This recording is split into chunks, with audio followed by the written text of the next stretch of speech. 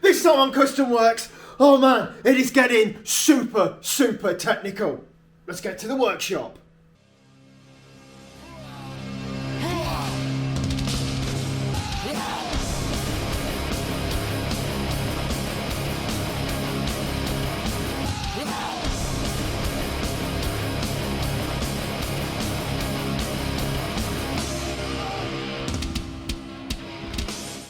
Okay, so we're redoing that bullet on the back, the animated bullet that opens up so it clears the bumper when the Continental kit rear door thing opens. Are you following me? Are you following me? Are you?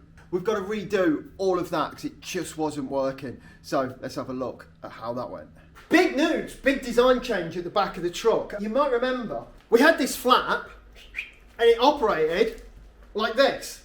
This isn't fitted up to the actuator at the minute, but I'll be doing it by hand. This bullet caught on the bodywork there. So I've had to come up with some sort of solution, and this is what I've come up with. Just remember, when the car's finished, I won't have to open this by hand. It will all be part of the remote control in the mechanical Ballet that is the loading ramp for the motorbike. So, here we go.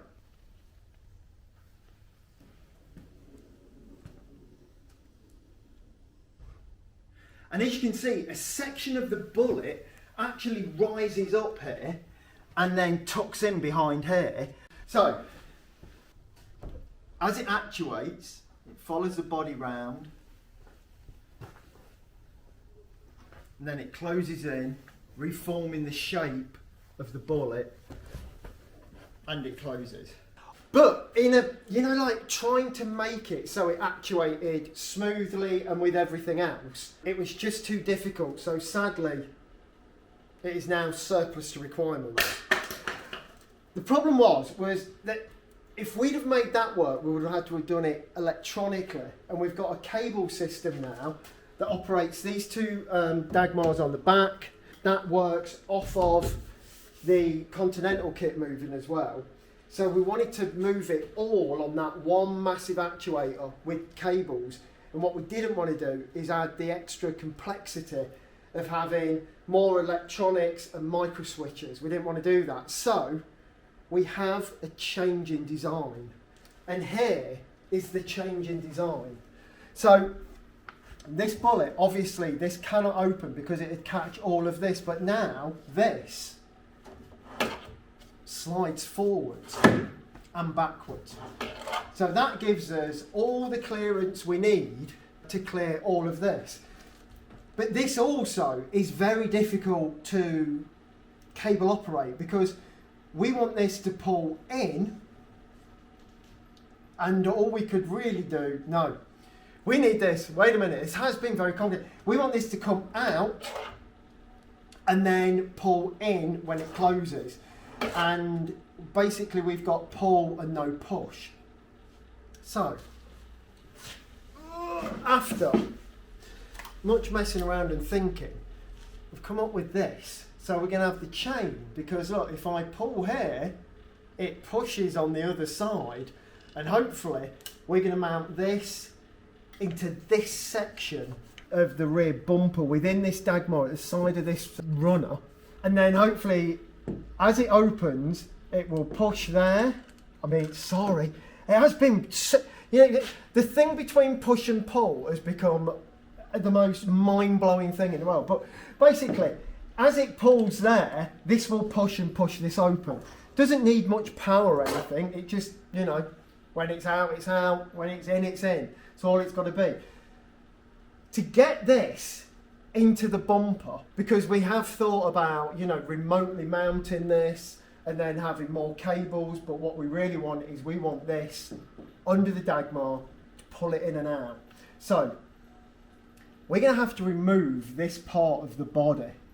So we're going to remove this part of the body which goes all the way inside and into a reveal.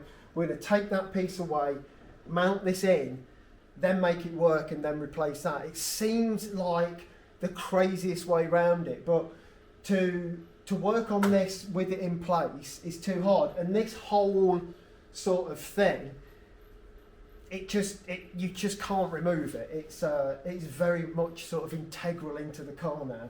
So that's what we're going to do. We're going to cut part of the body out. We're going to mount this in here. Then we're going to get some cables on it, and then all on the one ram on one button, all of this stuff will move. Just for anyone who hasn't seen it, and I don't think we've really had this ever moving on the channel. I'll show it you now. So first off on this, I've got to cheat a little bit and actually open this. This will open slowly as the door opens when this is done, when we've got this mechanism in place. And of course these are in the way of this. So when this opens up to let the motorbike in, this would just snap these off. We've made these so these do move. This is all an animated part. So here we go. Let the mechanical ballet begin.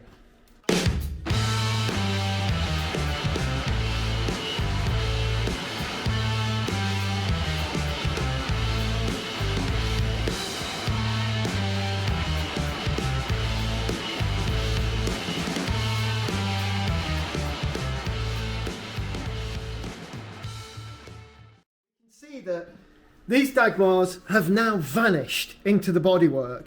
This, which okay, it's not actually connected yet, but when it's connected, this will be out, and then that will pull in as it closes. This swings in. This part of the bumper as well goes underneath the car and tucks under. It is insanely complicated. But now, here it is closing.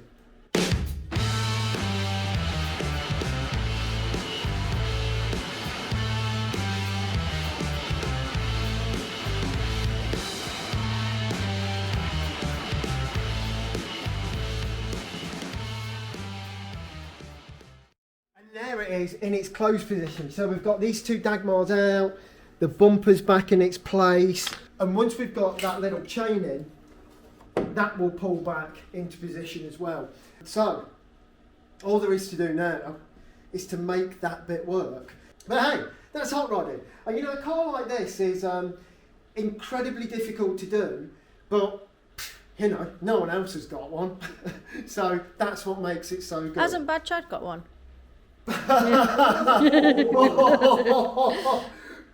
What is Bad Chad making a car transporter? It's not like, you know, hundreds of people have told me. It's the only one in the world, apparently. Is it the only one in the world? Yeah. He started out with quite a nice car though, didn't he? He didn't make the whole car, did he? Excuse how rough some of this does look inside, but this is essentially how it works. So you're using a clutch cable just there, and that is pulling the dagmars in and out.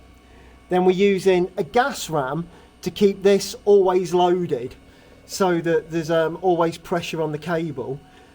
And that helps us to bring it in and out and it never goes slack. And then we're using two bearing kitchen drawer runners to sort of mount the whole thing. And that's how it works. And there's a lot of trickery around here with how the cable mounts. If any of this is making any sense, please tell me how it works, and you can put all that information on a postcard and send it to a PO box. It is a work of sort of medieval genius. All of that will be boxed in once it's done. We'll pack everything with grease, make a die-bond box, and that'll be mounted over it because of course it's right behind the back wheel, so it'll be in the line of filth. And don't forget, yes, it's like the most ridiculous show truck in the world, but it's going to be the bloke's daily driver. This is going to be daily driven on the road. So, you know, the underside of the truck has got to be nice and waterproof, and, you know, so it lasts. So, yeah, that's it up to now. Now, let's try and get this to fit in there and give us, make push into pull and make that final dagmar work. The final piece of the mechanical ballet will fall into place, and then we can properly start bodyworking this, and we will be, you know, a massive hurdle closer to finishing this insane truck.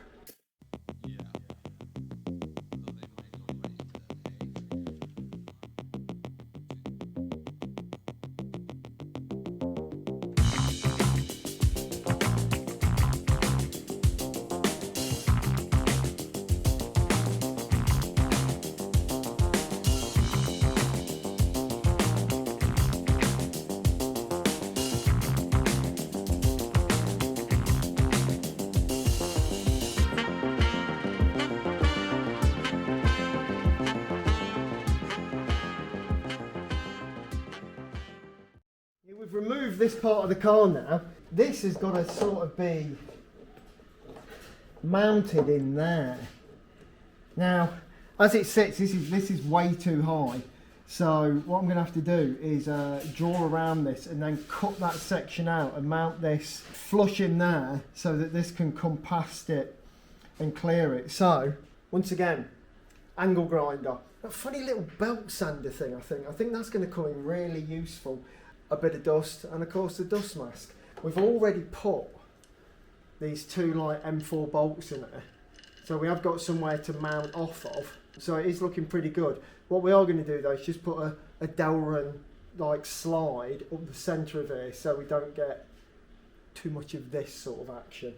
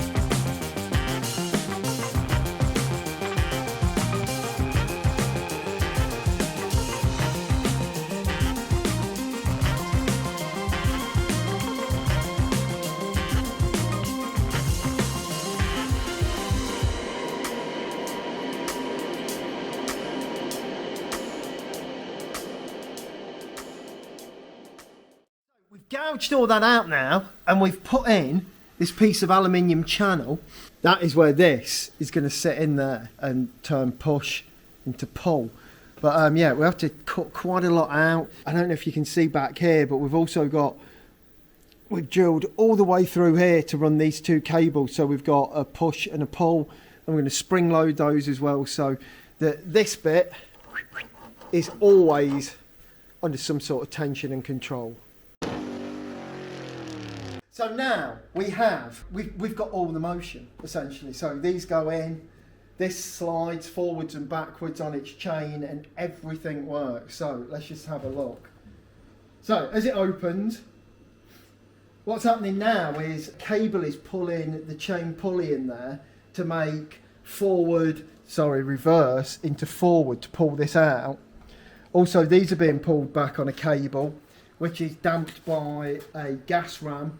And hopefully nothing's going to hit. I know nothing's going to hit because we've done this before and it does work particularly well. But there we are. They've gone in. This misses here. It comes to a halt. You can see some of the mechanism in there. We've used the chain to turn push into pull and vice versa. And that has come out pretty good. Also, bits that almost catch. Now, this sort of like knob bit just here will be cut down lower, but when it's moving, like there is just so much on this that just misses. But of course it's made to be like that. It's made so that, you know, when it opens at a show, people are going to be like, oh my god, it's going to... No, it's all okay, don't worry, this is custom works, we've got this. And as it goes back in, see now we're actually pulling on the cable to make this pull back in. These are coming out powered by that gas ram and it all sort of folds up nice and neat. This is going to take quite a bit of body working, but who cares? We've actually got the thing to work. Oh yes! So that's looking pretty good. Also, we've trimmed out and sorted where the bumper actually goes into the wheel spat. So let's drop that wheel spat on and see how that all works. You know what? And I quite like this. I might have to get a pointy stick just for the show. Maybe not just for the show. Maybe in real life as well. A pointy stick. What are you frowning at? What are you frowning at? What are you frowning at? The wheel spat. This is so close to being finished. It's even got stopper in rather than bondo. This is going to go on, and then hopefully that bumper will just go in there. No interference, nothing like that. So I've made these so they're relatively easy to get on and off. It's not too big a job, because I can imagine a punch at the side of the road in this car could be quite interesting. Although, as we know, even with the tyres flat, it wouldn't sit any lower because it sits so low. You could park on a small stone in this and then not have the back wheels touching the floor. Obviously, we won't have these manky nuts and bolts. It'll be something a little bit nicer. Maybe something with an Allen key, so you know it's raining, you got a flat tyre. Allen keys is what you want to deal with, isn't it?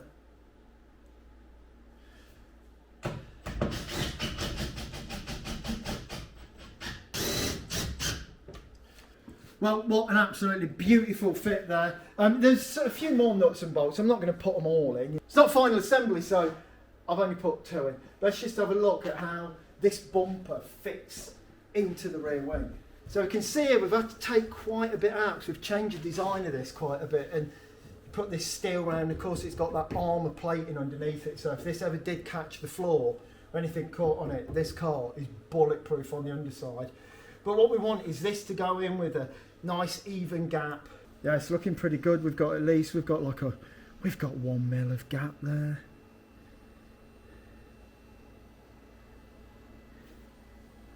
And this is how it was always meant to be. So it almost looks like the rear bumper just blends away. That has happened quite good, really.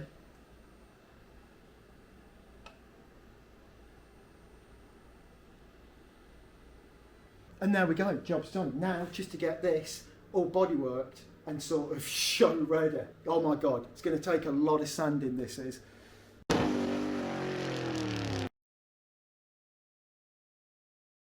Okay then, so this is a Continental kit, closing it at the minute.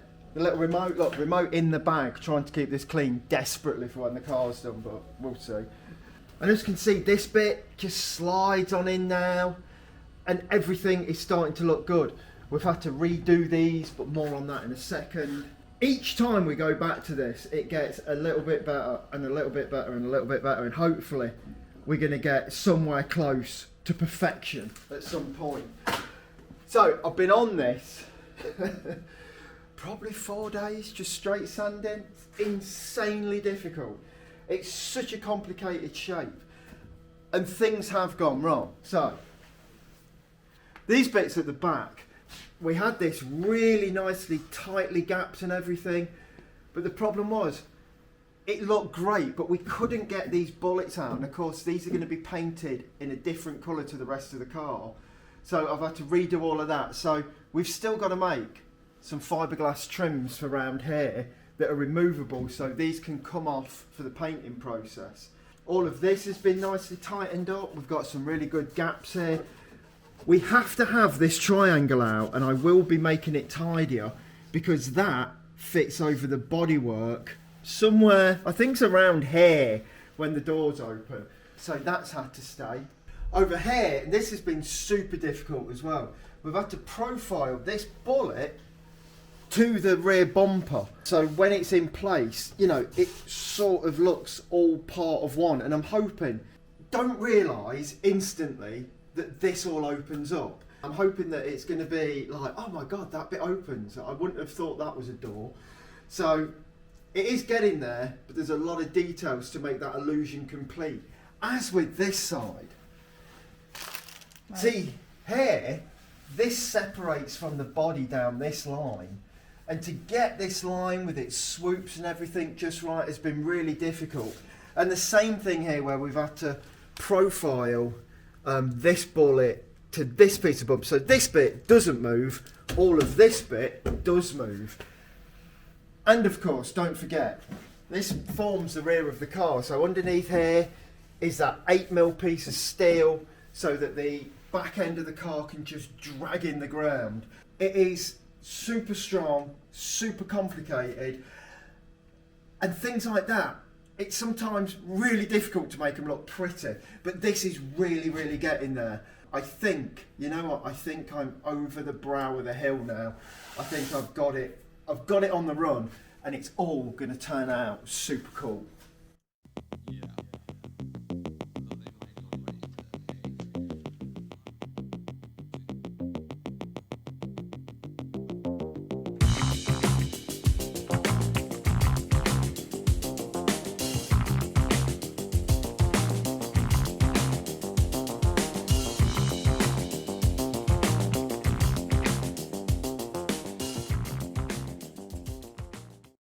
That's just about all we've got time for this week. Join us next time. Like, as I'm standing here now, in my time frame, which is sort of in the future to where this film is, very strange, I already know and I've seen, we've made the lights for this car. Follow me on Instagram, maybe you've seen a glimpse of these things, but we've made the lights and they are awesome. So next week we're going to be looking into how we did it, how they look, and just all that coolness, because they really are great. And now, on a different subject, there's this thing called Buy Me a Coffee, and what you can do, the link's down in the description, is click on that and support this channel. Like, we don't get no sponsorship or nothing, and any money raised from that we'll put into making these videos. It's not to pay for the cars, because like, they're paid for, but it's just for these videos. They're quite hard to make, it's quite a bit goes into it, and it just make things a little bit easier for us. And like, you know, it's not like I'm starving or anything, so if you can't afford it, just don't do it. But if you can, that'd be great. It'll make us some more videos, and this whole custom works thing can carry on and on and on. Thanks! Don't forget, all the usual things. Click, subscribe, share, do all of those things. Tell your friends. Have you seen that absolute fool on like the internet making those stupid cars? That sort of thing. Do that as well. Also, give us a thumbs up, click that bell icon. This has been Custom Works. I thank you all very much and good night.